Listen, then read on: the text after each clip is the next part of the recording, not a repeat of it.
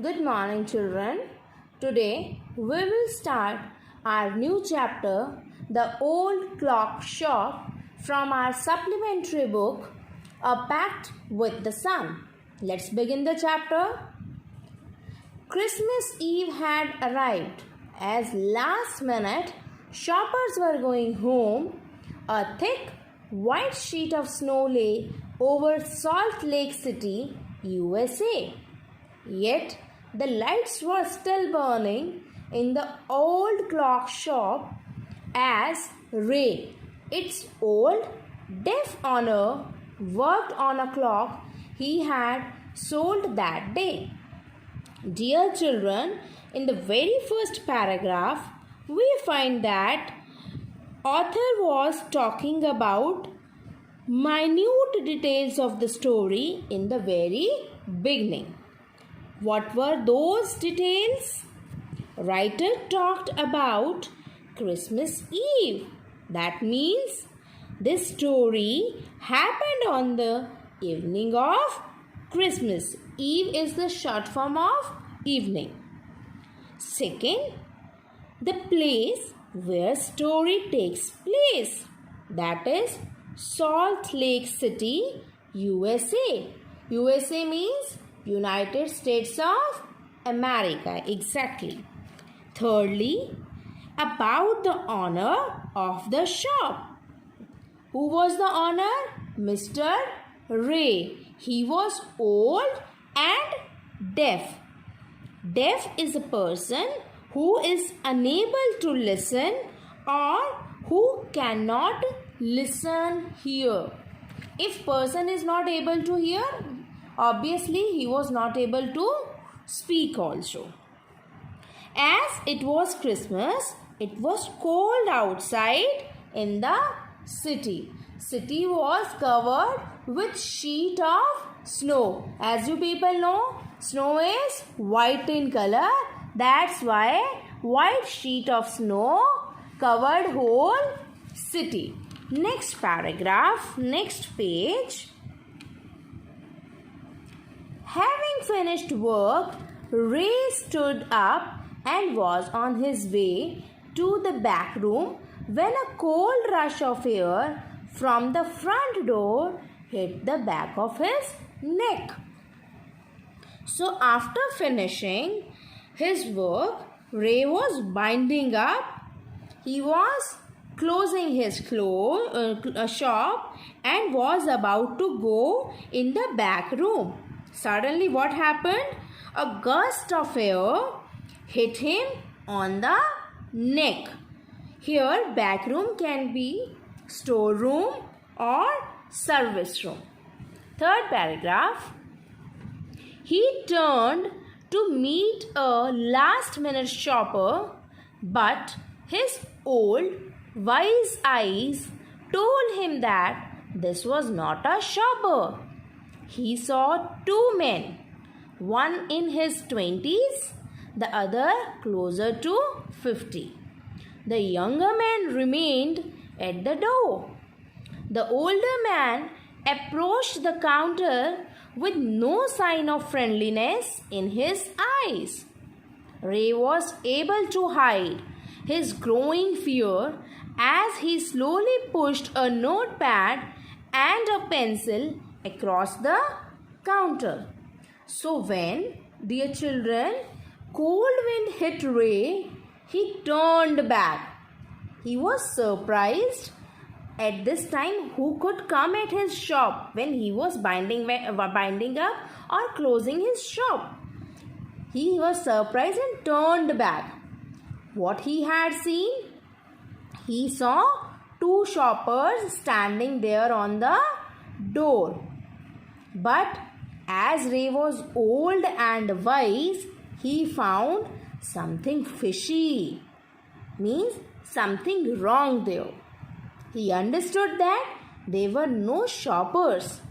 One man was about 20s and other was about 50. Then the older man approached Mr. Ray with no sign of friendliness, Means when he approached Mr. Ray, he didn't say hello, hi, and what did he want. He doesn't say anything. Mr. Ray, with no sign of friendliness, Ray was actually scared, but he hid his feelings and gave notepad and a pencil to the shopper. Why he had given notepad and pencil? Because Ray was deaf. Next paragraph. He smiled at the unfriendly face, then pointed to his ears and shook his head from side to side. A quick look of surprise changed the man's face as he studied the notepad, then turned and said something to his friend. While hiding his fear, Ray smiled at the shopper. He gave a smile to that old shopper and gave a notepad to the shopper, told that shopper with his gestures that he is deaf, that Ray himself is deaf. On seeing the notepad's note, the old shopper was surprised and told something to his younger friend who was standing on the door. He could told that the owner of the shop is deaf, or how they can proceed their plan. So the old shopper told something to the second shopper who was standing at the door. Next paragraph. Ray used the chance to look closely at the man, paying attention to the shape of a gun and a restless hand in the man's right coat pocket. Anger boiled within him, but it was kept down by an inner voice that said, "Be still." He wrote on the notepad, "May I help you?" For the first time, the older man looked directly at Ray and smiled. A cruel, mocking smile. They both understood why he was there, why his friend remained at the door. They looked like men who were down on their luck and were now ready to try something they would later be sorry about. Now, so when the man was talking to his friend, Ray got some time to examine the old shopper. Ray saw a gun in his pocket, in his coat's right pocket. Ray was furious, but his inner voice and wisdom told him to be calm and handle the situation wisely. He asked the man writing on notepad that how could he help him. On reading it, the man looked at Ray directly. First time that old shopper looked Ray directly and smiled. But the smile was cruel. Now Ray understood why two men had come and why one was standing at the door. Ray felt that something wrong will happen, which they will feel sorry later on. Next paragraph. The clock ticked on. Ray calmly wrote another message. "Have you come to pick up a clock or watch?" Then pointed to the lone board filled with hanging clocks and pocket watches. He was not a pawnbroker, but at the same time couldn't say no to the needy people who placed their old watches or clocks before him for anything they could get. He loaned more than he should. They should be there when the owner wanted them back at the same price he had paid with no interest. So, dear children, in this paragraph, we came to know that now, as Ray was very much known about the feelings what they had, the shoppers were having against him, that Ray came to know that they both were there for robbing him. So he asked, hiding his fear, he asked those shopper what they want.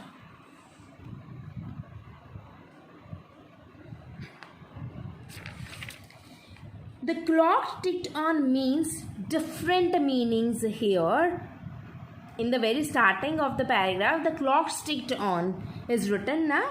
So it means different things here. That first thing, it can be too late. Second, they were there for too long.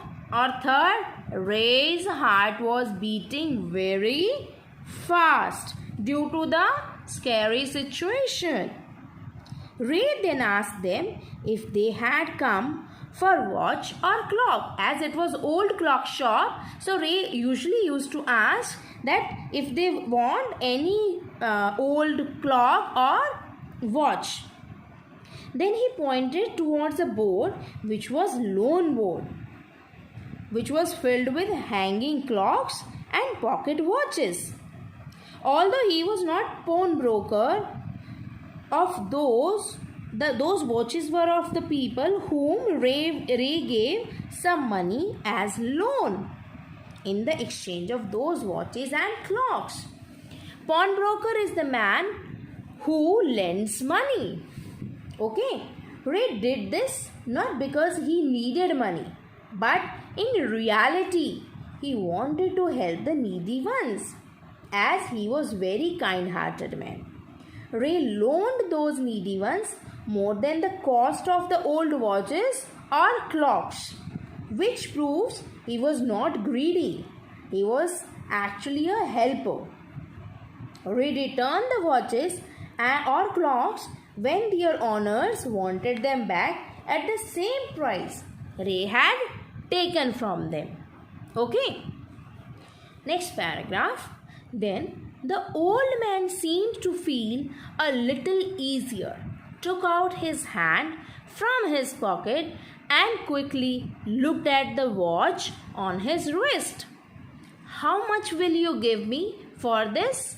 the man wrote. After reading the note written by Ray, the old man felt comfortable and looked at his own wristwatch and asked Ray that how much will Ray give him for the watch. Ray noticed, next paragraph, Ray noticed a little shame in the grey eyes looking at him. The watch was nothing special and yet had great parts. It was something to exchange, a way out of a bad situation. Knowing that great need had brought the man to his shop in the first place, Ray asked, "How much do you need for it?" The reply came back on the notepad, "Whatever it's worth." So, Ray first time noticed that the old man was ashamed. Grey eyes here means an old man's eyes. Okay. So Ray noticed that the old man was ashamed. The wristwatch which old man showed to Ray did not have special parts, but yes, it had great parts. Why, children? Why the watch had great parts? Because it was a way out from a bad situation, that it can save Ray from being robbed by two men. But Ray knew that dire need had brought two men at the shop, and not being helped by others had put him in such an act of robbery?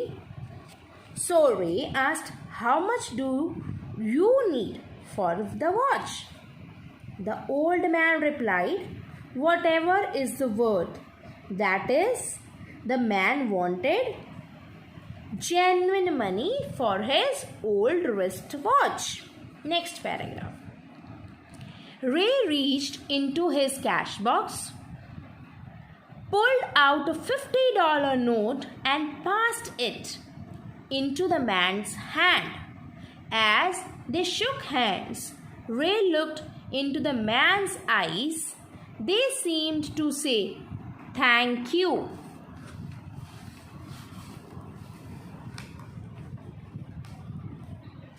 They both knew the watch wasn't worth that much.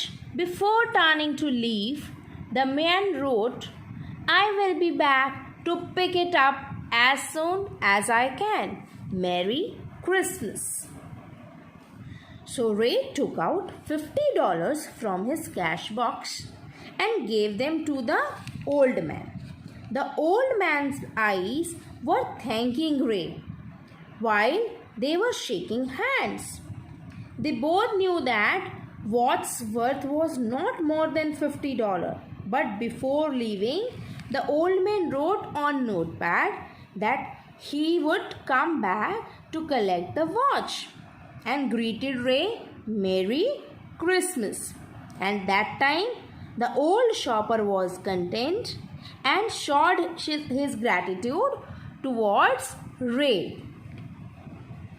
The little story ended at the half hour with the clocks striking all together. The timepieces, which had been looking on silently all the while, rang out the time with such feeling that even Ray thought he could hear them.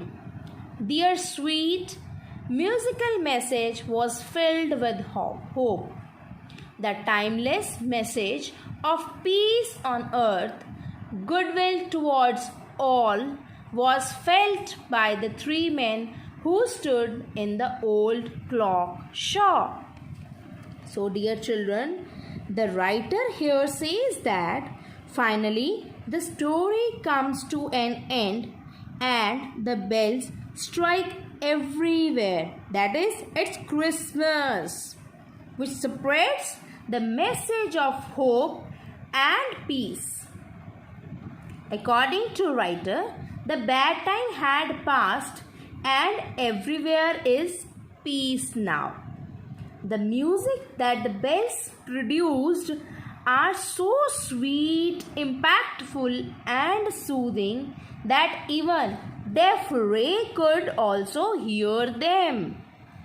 The message of goodwill and peace spread everywhere as the clock chimes Merry Christmas.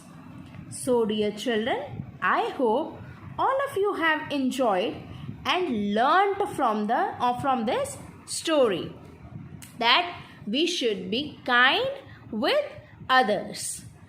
Thank you and have a nice day.